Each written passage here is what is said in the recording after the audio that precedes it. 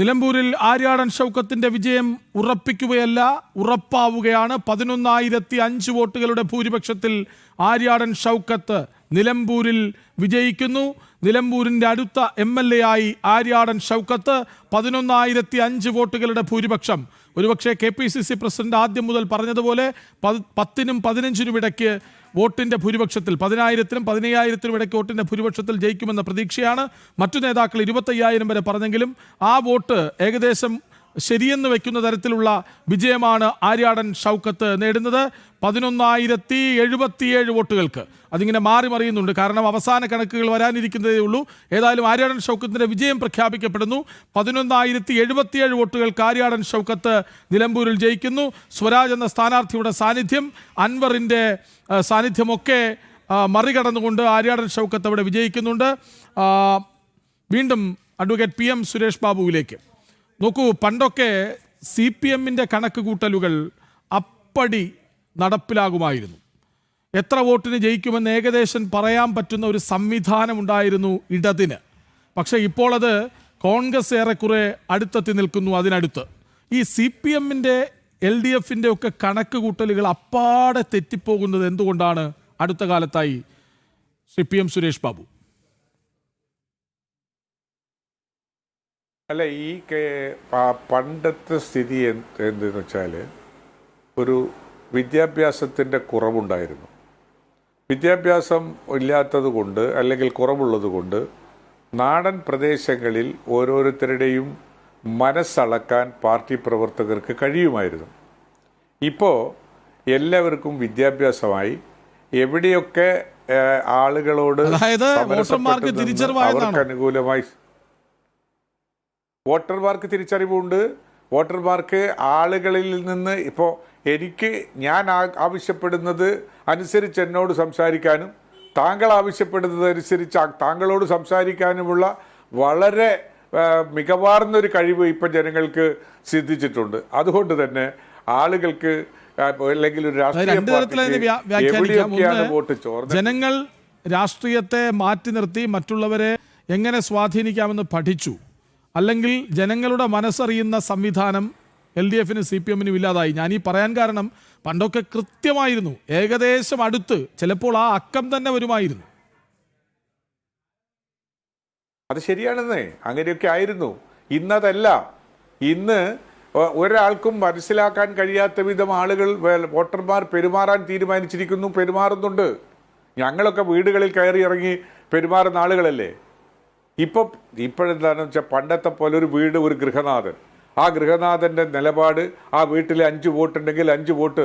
ഇപ്പോൾ ഭാര്യ ഭർത്താക്കന്മാർക്ക് പോലും അങ്ങോട്ടും ഇങ്ങോട്ടും വോട്ട് ചോദിക്കാനോ വോട്ട് പറയാനോ വോട്ട് ചെയ്യണമെന്ന് നിർബന്ധിക്കാനോ കഴിയാത്ത വിധം സാംസ്കാരിക വളർച്ച നമ്മുടെ നാട്ടിൽ കൈവരിച്ചിട്ടുണ്ട്. അതുകൊണ്ട് ഇനി അങ്ങോട്ട് ഒരു രാഷ്ട്രീയ പാർട്ടിക്കും ഇന്നതാണ് എന്ന് പറയാൻ കഴിയാത്ത വിധം ഈ രാജ്യത്തിൻ്റെ പ്രബുദ്ധത വർദ്ധിച്ചിരിക്കുന്നു എന്നാണ് ഞാൻ അക്കാര്യത്തിൽ പറയുന്നത്. അത് ഇപ്പോൾ UDF-ഉം അങ്ങനെ കണക്ക് കൂട്ടി വളരെ കൃത്യമായി താഴെയിൽ നിന്ന് എത്തിയതിൻ്റെ കണക്കിൻ്റെ അടിസ്ഥാനത്തിൽ ഒന്നുമല്ല UDF-ഉം പറഞ്ഞിട്ടുള്ളത്, ഇവരും പറഞ്ഞിട്ടുള്ളത് ഇപ്പോൾ കൃത്യമായി പറഞ്ഞിട്ടുള്ളതല്ല. ഏത് തരത്തിലായാലും അത് ഒരു ട്രെൻഡ് അനുസരിച്ച് ശിവദാസ്, UDF ക്യാമ്പിൽ വലിയ ആഹ്ലാദമാണോ? നമ്മൾ ഒരു വിൻഡോയിൽ നമ്മൾ കണ്ടു, അവിടെ അടൂർ പ്രകാശ് അടക്കമുള്ള നേതാക്കൾ അവിടെയുണ്ട്, ആര്യാടൻ ഷൗക്കത്തുണ്ട്, രമേശ് ചെന്നിത്തലയുണ്ട്. അവിടെ മധുര വിതരണം നടക്കുകയാണെന്ന് മനസ്സിലാക്കുന്നു. തീർച്ചയായും UDF ക്യാമ്പിൽ ഇപ്പോൾ വലിയ ആഹ്ലാദം തന്നെയാണ്. കാരണം UDF കടുത്ത ഒരു മത്സരത്തിനൊടുവിൽ തന്നെ UDF ഇവിടെ വിജയിച്ചിരിക്കുന്നു, നിലമ്പൂർ തിരിച്ചു പിടിച്ചിരിക്കുന്നു എന്നുള്ളതാണ് ഏറ്റവും പ്രധാനപ്പെട്ട ഒരു കാര്യം. UDF-നെ സംബന്ധിച്ച് അതുകൊണ്ട് തന്നെയാണ് അത് ഒരു വലിയ ആഹ്ലാദത്തിലേക്ക് കടക്കുന്നത്. കാരണം 2016-ലും 2021-ലും അവർക്ക് നഷ്ടപ്പെട്ട ഒരു മണ്ഡലമാണ്. 1987 മുതൽ 2016 വരെ UDF ആയിരുന്നു ഈ മണ്ഡലം ഭരിച്ചിരുന്നത്. അതായത് തുടർച്ചയായി 6 തവണ ആര്യാടൻ മുഹമ്മദ് MLA ആയി. അതിനുശേഷം 2016-ൽ നടന്ന തിരഞ്ഞെടുപ്പിൽ ആര്യാടൻ മുഹമ്മദിന്റെ മകൻ കൂടിയായ ആര്യാടൻ ഷൗക്കത്തായിരുന്നു അന്ന് UDF സ്ഥാനാർത്ഥിയായി മത്സരിച്ചത്. പക്ഷേ അന്ന് ആര്യാടൻ ഷൗക്കത്തിന് എതിരെ മത്സരിച്ച LDF-ന്റെ പിന്തുണയോടുകൂടി മത്സരിച്ച PV അൻവർ ആ മണ്ഡലം പിടിച്ചെടുക്കുകയായിരുന്നു. അതായത് LDF-ന്റെ സ്വാധീന മേഖലകളെയെല്ലാം തന്നെ സ്വാധീനിച്ചുകൊണ്ട് LDF കൃത്യമായി വലിയ ഭൂരിപക്ഷത്തോടെ 11,500-ൽ കൂടുതൽ ഭൂരിപക്ഷത്തോടെ അന്ന് LDF ആ മണ്ഡലം പിടിച്ച് എടുത്തു. മുൻപ് ഈ LDF ഈ മണ്ഡലത്തിൽ അവരുടെ MLA ഉണ്ടായിരുന്നു, അല്ലെങ്കിൽ LDF-ന്റെ മണ്ഡലമായിരുന്നു. കുറെ ആര്യാടൻ മുഹമ്മദിന് മുൻപ് LDF-ന്റെ K കുഞ്ഞാലി അടക്കം TK ഹംസ അടക്കം ആര്യാടൻ മുഹമ്മദ് പോലും LDF-ന്റെ സ്ഥാനാർത്ഥിയായി ഈ മണ്ഡലത്തിൽ മത്സരിച്ച് വിജയിച്ചിട്ടുണ്ട്. അത്തരത്തിൽ മുൻപ് LDF-ന്റെ ഒരു മണ്ഡലമായിരുന്നു. പിന്നീട് തുടർച്ചയായി തന്നെ ആര്യാടൻ മുഹമ്മദ് UD മത്സരിച്ച് വിജയിച്ച ഒരു മണ്ഡലമായിരുന്നു. അദ്ദേഹം മന്ത്രി വരെ ആയിട്ടുണ്ട്, ഈ മണ്ഡലത്തിൽ നിന്നും വിജയിച്ചു. അതിനുശേഷം 2016-ൽ LDF-ന്റെ ഇടത് സ്വതന്ത്രനായി മത്സരിച്ച PV അൻവർ അവിടെ നിന്നും വിജയിച്ചു. 2021-ലും സമാനമായ സ്ഥിതി ആവർത്തിച്ചു. PV അൻവർ തന്നെ ഇടത് സ്വതന്ത്രനായി മത്സരിച്ച് അവിടെ വിജയിച്ചു. അന്ന് VV പ്രകാശാണ് UDF-ന്റെ സ്ഥാനാർത്ഥിയായി UDF-ന് വേണ്ടി മത്സരിച്ചിരുന്നത്. 2700 വോട്ടുകൾക്കായിരുന്നു അന്ന് VV പ്രകാശ് പരാജയപ്പെട്ടത്. അങ്ങനെ തുടർച്ചയായി 2 തവണ ഇടതുപക്ഷം വിജയിച്ച ഒരു മണ്ഡലം. അതിനുശേഷം PV അൻവർ ഇടത് ക്യാമ്പിൽ നിന്നും പുറത്തേക്ക് വന്നു. ഇപ്പോൾ ഒരു ഉപതെരഞ്ഞെടുപ്പിനെ നേരിട്ടു. അതായത് 2026 അസംബ്ലി തെരഞ്ഞെടുപ്പിന് തൊട്ട് മുൻപുള്ള ഒരു മാസങ്ങൾ മാത്രമാണ് ഇനി നിയമസഭാ തെരഞ്ഞെടുപ്പിന് ഉള്ളത്. അതിന് തൊട്ട് മുൻപുള്ള ഒരു ഉപതെരഞ്ഞെടുപ്പ്. ആ തെരഞ്ഞെടുപ്പിലെ വിജയം എന്ന് പറയുന്നത് ഇടതുപക്ഷത്തിനും UDF-നും വളരെ പ്രധാനപ്പെട്ടതായിരുന്നു. ഇവിടെയുള്ള മുന്നേറ്റം NDAക്കും PV അൻവറിനും അടക്കം അവരുടെ PV അൻവറിന്റെ രാഷ്ട്രീയ ഭാവി അടക്കം നിശ്ചയിക്കുന്ന തരത്തിലുള്ള ഒരു തെരഞ്ഞെടുപ്പ് കൂടിയായിരുന്നു ഇപ്പോൾ ഈ കഴിഞ്ഞ ഉപതെരഞ്ഞെടുപ്പ്. PV അൻവർ ഇവിടെ ഏകദേശം 20,000-ഓളം വോട്ടുകൾ ഇത് നിലവിൽ പിടിച്ചിട്ടുണ്ട്. അതുകൊണ്ട് തന്നെ PV അൻവർ UDF ക്യാമ്പിലെയും അതോടൊപ്പം തന്നെ LDF ക്യാമ്പിലെയും LDF വോട്ടുകളിൽ വിള്ളൽ വരുത്തിയിട്ടുണ്ട് എന്നുള്ളത് വ്യക്തമാണ്.